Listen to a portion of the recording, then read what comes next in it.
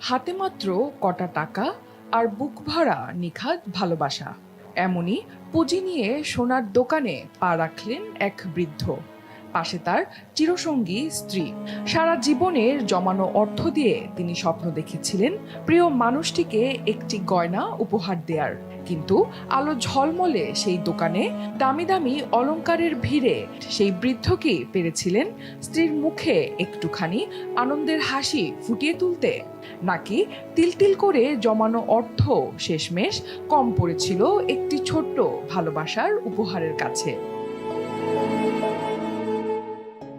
ভারতের মহারাষ্ট্রের ঔরঙ্গাবাদে এক গয়নার শোরুমে এসেছিলেন নেহাতি সাধারণ চেহারার এক বৃদ্ধ দম্পতি।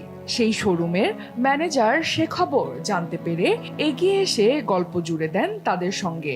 হাসি ঠাট্টার মাঝে কথা বলতে বলতে জেনে নেন তাদের জীবনের অনেক কথা। এবার এলো গয়না কেনার পালা। হাতের ঝোলা ব্যাগ থেকে বৃদ্ধ বের করলেন একটি 500 টাকার নোট, একে একে 10-20 টাকার নোট। সবশেষে বের করলেন একটি ছোট থলি, আর তাতে ভর্তি খুচরো পয়সা।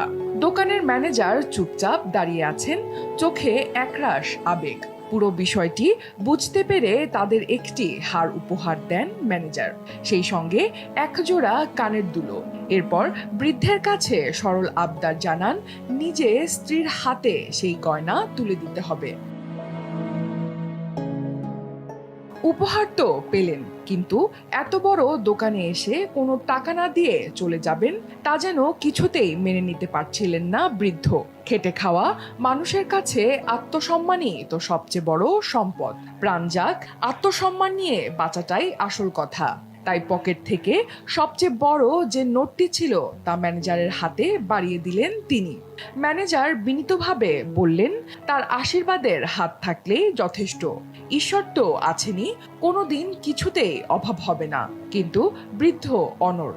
উপহার গ্রহণ করলেও বিনিময় ছাড়া তা নিতে রাজি ছিলেন না তিনি।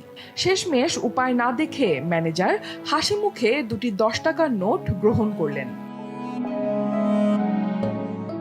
ততক্ষণে বৃদ্ধের চোখে জল জমে এসেছে।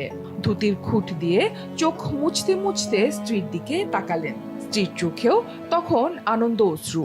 ভিডিওটি যারা দেখেছেন তারা সবাই বুঝেছেন এই চোখের জল শুধু মূল্যবান উপহারের জন্য নয়, বরং জীবনের এই বিশেষ মুহূর্তটিকে দম্পতি মনের গভীরে ভালোবেসে স্মরণ করে রাখছেন।